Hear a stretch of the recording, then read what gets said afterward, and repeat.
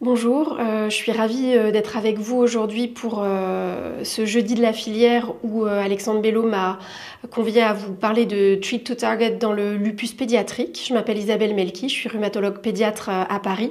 Je fais partie du centre de référence maladies rares RAISE de pédiatrie pour les maladies auto-immunes et rhumatologiques ainsi que les interféronopathies pédiatriques. Je vous propose d'aborder cette webconférence en 5 points pour parler du Treat to Target. Premièrement, en abordant la problématique du lupus pédiatrique, les principes du Treat to Target, le Treat to Target particulièrement en pédiatrie et pour le lupus juvénile. Ensuite, d'aborder les grands principes des recommandations thérapeutiques et parler de perspectives pour terminer.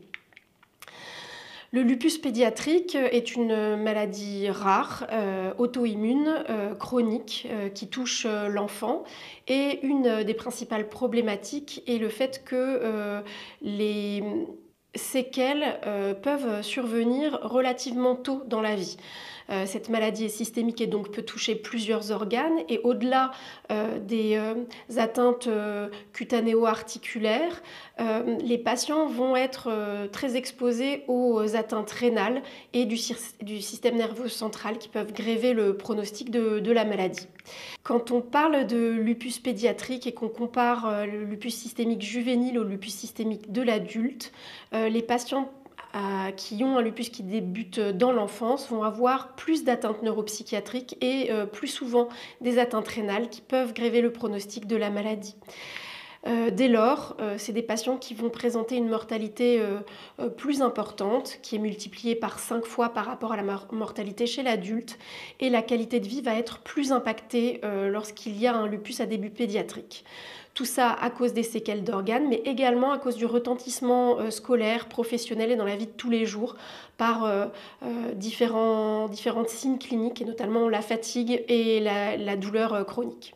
Sur le plan de l'épidémiologie, la prévalence du lupus pédiatrique est vraiment extrêmement rare et donc en 2010, mais c'est toujours le cas, les patients avec lupus pédiatrique sont extrêmement rares. Donc pour parler des principes du Treat to Target, c'est à partir des grandes études effectuées chez l'adulte dans le cadre des maladies fréquentes comme par exemple le diabète ou l'hypertension artérielle que les principes du Treat to Target se sont inspirés. Et puis par la suite, la polyarthrite rhumatoïde de l'adulte, mais également le lupus systémique de l'adulte ont pavé la route pour développer les principes du Treat to Target dans le lupus de l'enfant.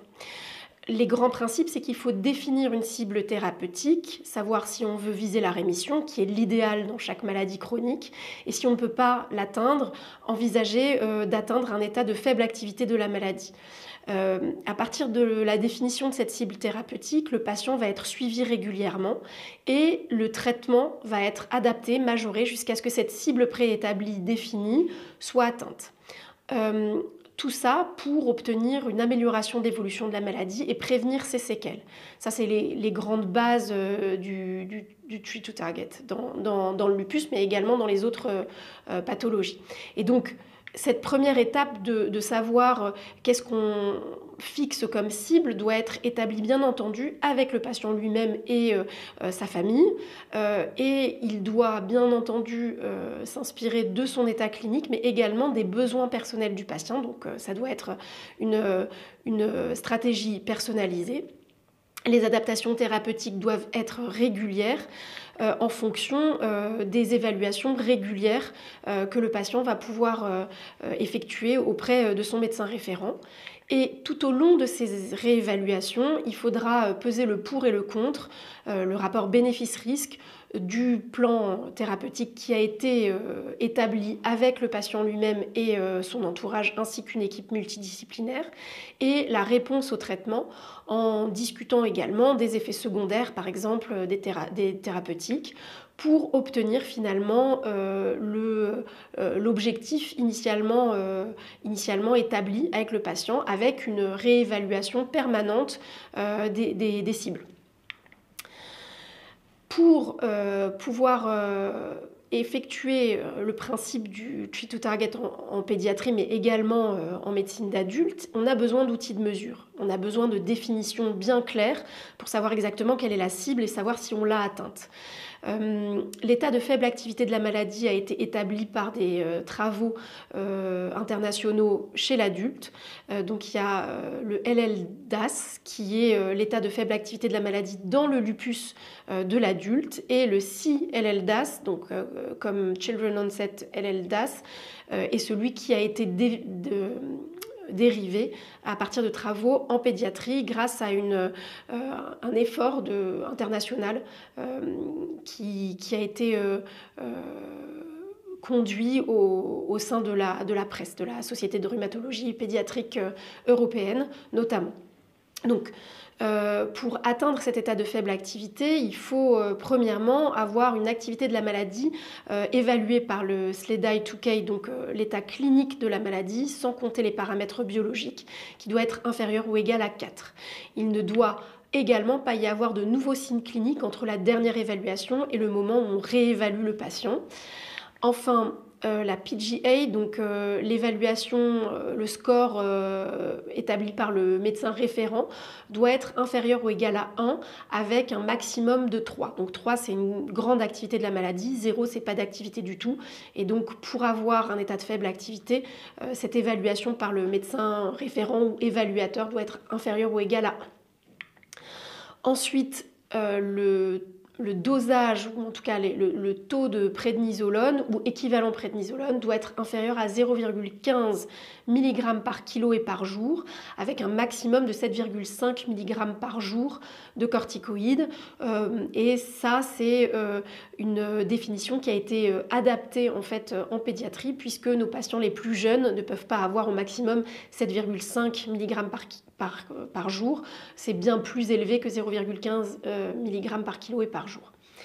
Enfin, l'immunosuppression doit être stable, et j'ai mis une petite astérisque parce que, évidemment, s'il y a des effets secondaires et qu'on est obligé de modifier l'immunosuppression sous-jacente, qu'on modifie l'immunosuppression pour des problèmes d'observance, parce qu'il y a des effets secondaires du traitement, ou qu'on adapte au poids, ou pour toujours atteindre l'objectif qui a été fixé par rapport au poids chez un enfant qui grandit, eh bien évidemment on considérera que cette immunosuppression est stable. Mais évidemment, si l'immunosuppression est majorée pour une majoration de l'activité de la maladie, on ne pourra pas considérer que l'état de faible activité de la maladie est atteint. Par ailleurs, inspiré du travail qui a été fait par le groupe Doris chez l'adulte, il y a des critères de rémission qui viennent d'être publiés par Yves Smith et tous les collègues qui ont participé à cet effort de la Target Force dans le lupus pédiatrique. Donc les critères de rémission ont été longuement discutés avec des collègues multidisciplinaires, ainsi que des patients et des représentants de patients, et il a été convenu que ces critères de rémission devaient considérer de manière globale le lupus et non pas considérer un critère de rémission organe par organe, et il ne devait pas être spécifique d'organe. Par ailleurs, évidemment, la rémission doit être prolongée et sur une durée la plus prolongée possible, mais cette rémission clinique ne pouvait pas comporter un critère de durée parce que ça aurait été beaucoup plus compliqué d'obtenir les critères de rémission. Donc il a été convenu que la durabilité en fait de rémission ne devait pas participer ou en tout cas être incluse dans ces critères de rémission. Il y a 2 définitions de rémission clinique qui ont été établies par les experts et sur lesquels ils se sont établis. Donc il y avait la rémission clinique simple chez l'enfant, donc CCR, et la rémission clinique sans corticoïdes, CCR0. Donc les définitions sont dans le tableau ci-dessous. Donc premièrement, le premier critère, c'est l'activité de la maladie, toujours avec le SLEDAI-2K clinique, purement clinique. Donc ce SLEDAI doit être égal à 0. Le PGA doit être inférieur à 0,5 puisqu'on peut considérer qu'il peut rester des signes un tout petit peu ténus d'activité de la maladie, mais vraiment très très ténus. Et puis troisièmement, la dose de prédnisolone ou équivalent prédnisolone dans la rémission clinique simple et avec corticoïdes doit être égal à 0,1 mg par kilo et par jour, au maximum 5 mg par jour de corticoïdes. Et sans corticoïdes, évidemment, il ne doit pas y avoir de corticoïdes, avec le quatrième critère qui est nécessaire, qui est exactement le même que pour celui de l'état de faible activité de la maladie, une immunosuppression sous-jacente stable. Donc les grands principes du Treat to Target en pédiatrie dans le lupus juvénile, premièrement, il faut que les cibles et les stratégies thérapeutiques soient personnalisées et qu'elles soient adaptées à la maladie de chaque patient, convenues entre le patient lui-même, les parents ou les personnes qui s'occupent du patient au quotidien et l'équipe de soins multidisciplinaire. Deuxièmement, il faut qu'il y ait des objectifs de traitement qui soient bien établis pour obtenir une survie et prévenir les séquelles d'organes, mais également optimiser la qualité de vie. Ces objectifs et ces grands principes doivent être centrés autour du patient. C'est des stratégies individuelles et cette approche doit être multidisciplinaire. Et enfin, le suivi doit être régulier et au long cours pour faire en sorte que l'activité de la maladie soit elle-même surveillée, mais également les toxicités médicamenteuses, l'observance et les adaptations thérapeutiques puissent être réalisées pour atteindre les objectifs qui ont été fixés initialement de manière collégiale. Quels sont les grands points à prendre en considération lorsqu'on veut fixer des objectifs et lorsqu'on veut établir des essais thérapeutiques de Treat to Target dans le cadre du lupus juvénile? La première chose, c'est qu'il faut cibler évidemment la rémission. Et quand ce n'est pas possible de cibler la rémission, il faut qu'on envisage de cibler un état de faible activité de la maladie. C'est particulièrement vrai dans le lupus pédiatrique. Et c'est vrai que ce qui a été aussi convenu avec les experts internationaux, c'est que ces deux objectifs peuvent évoluer dans le temps. C'est-à-dire que dans un premier temps, on peut envisager une faible activité de la maladie et si celle-ci est atteinte sur un certain temps, on peut envisager dans un second temps une rémission complète. Deuxièmement, il faut prévenir les poussées. Alors, c'est des grands objectifs et c'est des grandes lignes dont on pourra rediscuter un tout petit peu au décours dans les perspectives. L'autre chose, c'est que ce que les experts ont statué, c'est qu'une diminution de consommation du complément ou une élévation des anti-DNA ne doivent pas faire majorer les thérapeutiques. Il ne faut pas traiter la biologie, mais c'est des patients qu'il faudra surveiller et peut-être que dans les perspectives thérapeutiques à l'avenir, ces critères pourront être étudiés pour savoir s'il y a des facteurs prédictifs de poussée, de rechute, etc. Il faut essayer de développer également des outils de mesure des séquelles, puisqu'ils existent, mais ils sont assez hétérogènes et probablement qu'il faut essayer de les affiner pour les prochains essais thérapeutiques. Et il ne faut pas perdre de vue la qualité de vie des patients. C'est-à-dire qu'on peut obtenir une rémission ou une basse activité de la maladie, mais si la qualité de vie est impactée par une fatigue importante, un syndrome douloureux, la scolarité qui est impactée parce qu'il y a trop de visites fréquentes pour les réévaluations ou qu'il y a trop encore d'effets secondaires, s'il persiste même une petite dose de corticoïdes, les patients et les personnes qui s'occupent des patients ont insisté sur ce point-là. L'atteinte rénale doit être dépistée de manière précoce puisqu'elle peut avoir un impact important dans l'évolution de la maladie et les glomérulonéphrites de classe 3 et 4, plus ou moins associés à une classe 5, doivent être au moins traités pendant 3 ans. Et ça, c'était ce qui était déjà publié dans les recommandations Cher il y a quelques années. Les corticoïdes doivent être administrés à la dose la plus basse possible et si possible suspendus, puisqu'on essaye de viser la rémission sans corticoïdes. La biologie des antiphospholipides doit être dépistée et prévenue et s'il y a un syndrome des antiphospholipides effectif, il faut le traiter.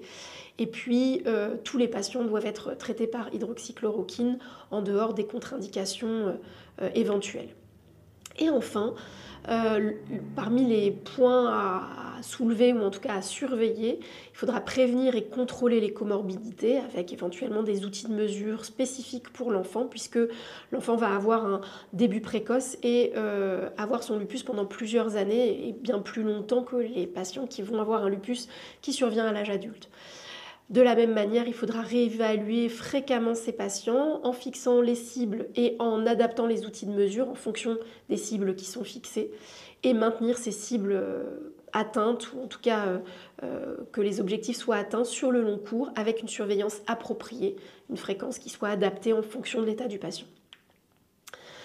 Au final, les recommandations thérapeutiques, elles vont être triple si on veut. Schématiquement, il va y avoir dans un premier temps le traitement médicamenteux qui s'appuie en fait sur les recommandations Sher qui avaient été publiées en 2017.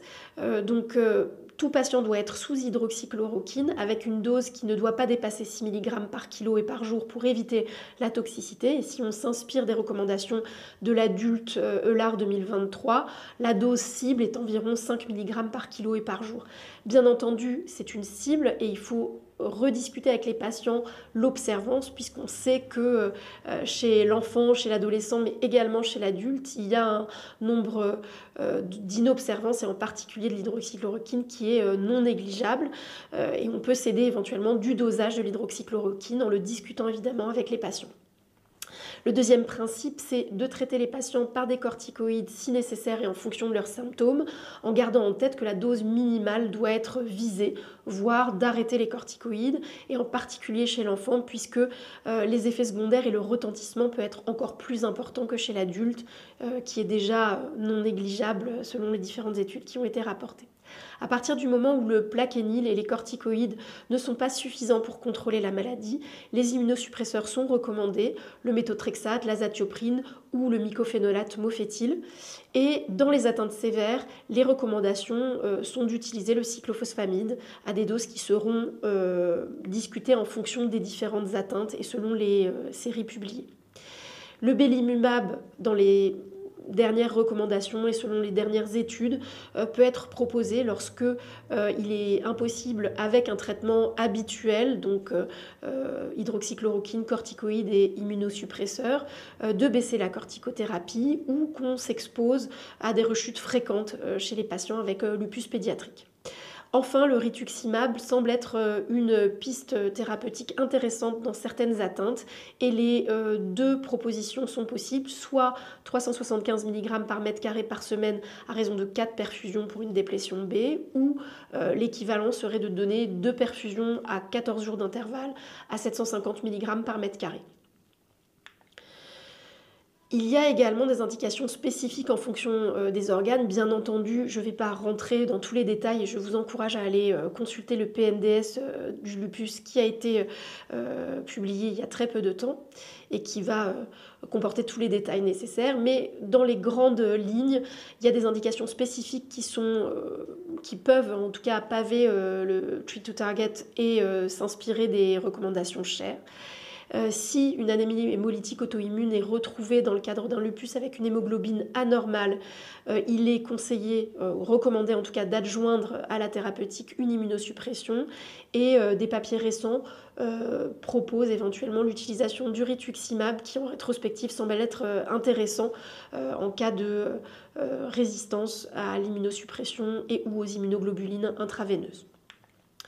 Pour ce qui est de la néphropathie lupique, donc il y avait les recommandations Sher de 2017 qui sont très détaillées et que j'ai schématisées en haut à droite de l'écran. Mais il faut garder en tête que la réponse partielle doit être visée dans les 6 à 12 mois qui suivent l'instauration de la thérapeutique. Et si on s'inspire des résultats récents chez l'adulte, il faut même essayer d'être encore plus stringent et de se dire qu'il faut obtenir cette réponse partielle déjà à 12 semaines. Donc ça, c'est vraiment dans l'idée du Treat to Target, en se disant que plus on est rapidement efficace sur la rémission, sur la réponse, et moins les séquelles vont être importantes.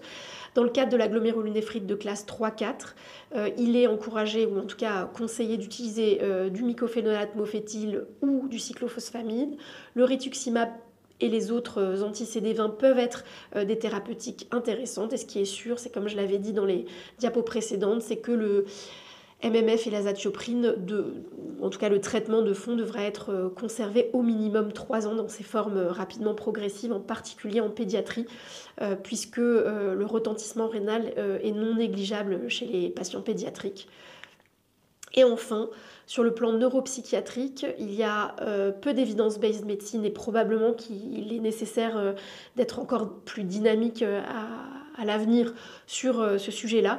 Mais les corticoïdes et les immunosuppresseurs non détaillés, mais à rediscuter selon le PNDS, sont recommandé dans le cadre d'une atteinte neuropsychiatrique prouvée à cause du lupus pédiatrique. Le rituximab peut éventuellement être efficace, mais ce sont uniquement des séries rétrospectives. Et donc, il y a encore un effort à faire par rapport à ce traitement et cette prise en charge des patients avec atteinte neuropsychiatrique. De manière associée au traitement médicamenteux, dans tous les efforts et tous les travaux qui ont été conduits récemment en ayant fait participer des patients experts, leurs familles, les traitements non médicamenteux sont absolument à prendre en compte. Il faut prendre en charge la fatigue, proposer une activité physique adaptée, de la relaxation, du soutien psychologique, et certaines études ont montré que de la thérapie comportementale et cognitive pour accompagner les patients dans leur gestion de leur pathologie peut être efficace, non pas évidemment pour baisser l'utilisation des médicaments, mais en tout cas dans la tolérance et la tolérabilité de la fatigue, de la douleur, et avec évidemment en gardant en tête le troisième pétale de cette prise en charge des recommandations thérapeutiques, qui est l'éducation thérapeutique. L'éducation thérapeutique peut se faire en physique, mais également le Covid nous a montré que peut-être que l'éducation thérapeutique à distance, des ressources Internet ou à distance peuvent être utiles dans le cadre de l'empowerment des patients par rapport à leur propre maladie. Et bien entendu, et je vous renvoie aux documents qui sont disponibles sur le site de la filière FAI2R, de préparer en amont le circuit de transition chez des patients qui peuvent être malades depuis un certain temps en pédiatrie et pour lesquels il va falloir engager un circuit bien étayé de transition avec les patients, avec les collègues de médecine interne et de rhumatologie d'adultes pour la suite de la prise en charge ultérieure lorsqu'ils vont devenir de jeunes adultes. Quelles sont les perspectives du Treat to Target dans le lupus pédiatrique? Premièrement, il faut valider de manière prospective ces outils de mesure. Quelle est la cible? Est-ce que les outils pour évaluer la faible activité vont être utilisés dans des études prospectives? La rémission clinique, probablement standardiser également l'échelle PGA qu'on a moins l'habitude d'utiliser puisque nous, souvent en pédiatrie, on utilise une échelle de 0 à 10, mais en tout cas, il a été convenu, en tout cas pour le lupus pédiatrique, que la PGA qui était utilisée chez l'adulte dans le lupus était de 0 à 3 et qu'il fallait qu'on puisse la standardiser. Également, mettre en évidence quels sont les marqueurs de poussée, est-ce qu'il y a des facteurs prédictifs de poussée, et notamment la consommation du complément, l'élévation des anti-DNA, est-ce qu'il y a d'autres biomarqueurs qui pourraient être intéressants pour évaluer les poussées en essayant aussi de mesurer les poussées et que ce soit également des cibles à atteindre en minimisant le nombre de poussées en fonction des réévaluations. Il faut également pouvoir demander aux patients de valider des critères rapportés pour permettre d'optimiser leur qualité de vie et il faut qu'ils soient standardisés, donc des outils pour évaluer la fatigue, la douleur, la santé mentale, le retentissement socio-scolaire et les effets secondaires médicamenteux et c'est uniquement en homogénéisant les critères rapportés par les patients qu'on va pouvoir aussi parler la même langue et pouvoir faire en sorte de faire avancer la prise en charge des patients. L'adaptation et la majoration du traitement selon les indications, donc bien entendu que le plaquenil puisse être apporté et proposé à tous les patients, mais est-ce que c'est vraiment indispensable? Ça fait partie des questions qui ont été soulevées en fait par les experts. Les corticoïdes, quelle est la plus petite dose? Est-ce qu'il y a une plus petite dose qui peut être non délétère si elle permet de mettre en rémission de manière prolongée, d'éviter les rechutes? Tout ça, c'est des choses qui doivent être discutées et qui pourront être peut-être étudiées dans des études internationales, multicentriques par la suite, et ainsi que les différents immunosuppresseurs selon les indications bien entendu, et on n'aura pas la même attitude thérapeutique en fonction d'une atteinte cutanéo-articulaire ou d'une atteinte neuropsychiatrique. Il faut également prendre en considération les comorbidités et les évaluer de manière structurée. Les comorbidités cardiovasculaires, par exemple, chez des patients qui vont avoir des corticoïdes pendant un certain temps, qui vont arriver à l'âge adulte en ayant déjà pendant plusieurs années des corticoïdes, des immunosuppresseurs. Et ça, c'est des choses qui nous restent encore à bien établir en pédiatrie, même si des efforts sont en cours de se développer. Et enfin, et c'est vraiment important, la fréquence de suivi optimale est à établir avec le patient lui-même, avec ses parents ou les personnes qui l'accompagnent en consultation. Elle ne sera pas la même si on est proche du diagnostic. Bien entendu, on voudra et on expliquera aux patients l'intérêt de les voir de manière régulière, mais c'est sûr qu'au fur et à mesure que le temps va passer, cette fréquence pourra être espacée au fur et à mesure. Et il est vrai que les patients experts qui ont été interrogés pour essayer d'établir les fréquences de suivi optimales ont insisté sur le fait que ça pourrait aussi mettre en difficulté certains patients qui avaient des difficultés matérielles pour pouvoir se rendre régulièrement à l'hôpital ou qui habitent particulièrement loin. Et donc c'est pour ça qu'il y a certainement des outils à mettre en place, de la télémédecine ou des évaluations qui pourraient se faire à distance avec des outils connectés par exemple. Et ça, je pense que ce sont des challenges à venir. Et donc je voulais parler tout particulièrement de la participation des patients et des familles. Il y a des travaux qui ont pu être conduits notamment par Yves Smith et d'autres de ses collègues qui ont essayé de mettre au cœur de la construction des protocoles de Treat to Target et des recherches les patients et leurs parents pour essayer de mettre au point des cibles personnalisées, concertées qui soient acceptables par les familles. De là sont sortis des points qui me semblent vraiment importants à rapporter. Ça peut être évident, mais on peut aussi le perdre de vue dans le quotidien. En tout cas, les patients et leurs parents disaient que cibler l'activité n'était pas suffisant. Évidemment que c'est un objectif qui ne fait pas débat, mais la qualité de vie, la fatigue, les effets secondaires, l'utilisation des corticoïdes qui doit être la plus petite possible, voire absente, sont des points qui sont vraiment essentiels et qui sont des cibles qui sont au cœur de ce que voudraient les patients et leurs familles. Et si jamais on peut inclure les patients et leurs familles dans l'élaboration de ces protocoles de Treat to Target, ça peut faciliter l'acceptabilité, permettre une meilleure compréhension avec des propositions de petits films ou des PowerPoint qui permettent de rendre plus facile la compréhension du principe lui-même du Treat to Target, expliquer qu'est-ce que l'escalade thérapeutique, pourquoi on a envie d'escalader sur le plan thérapeutique rapidement justement pour obtenir une faible activité rapide ou une rémission rapide et discuter aussi de la fréquence acceptable et l'accès aux soins et comment est-ce qu'on peut optimiser les retours que vont nous faire les patients sur la qualité de vie par exemple. En conclusion, il est vrai que le lupus pédiatrique a une morbimortalité plus importante que le lupus de l'adulte. Il me semble, en tout cas j'espère que je vous ai convaincu que la stratégie du Treat to Target est nécessaire pour diminuer le risque de poussée sévère et de séquelles supplémentaires parce que ça nous fixe des objectifs clairs, définis, qui sont homogènes, ou en tout cas les plus homogènes possibles, et fixés également dans le temps avec des réévaluations en mettant le patient au cœur d'une stratégie multidisciplinaire qui permettra non seulement de diminuer le risque des poussées sévères et des séquelles, mais également d'améliorer la qualité de vie et des effets secondaires des traitements. C'est ce qui a été rapporté dans des études chez l'adulte et également quelques études récentes chez l'enfant dans le lupus pédiatrique. Il est indispensable que ces stratégies soient établies par des groupes d'experts multidisciplinaires internationaux et qu'on continue cet effort international qui est en cours, que les patients et leurs familles soient inclus dans l'établissement de ces protocoles pour évaluer la faisabilité et l'acceptabilité de ces protocoles.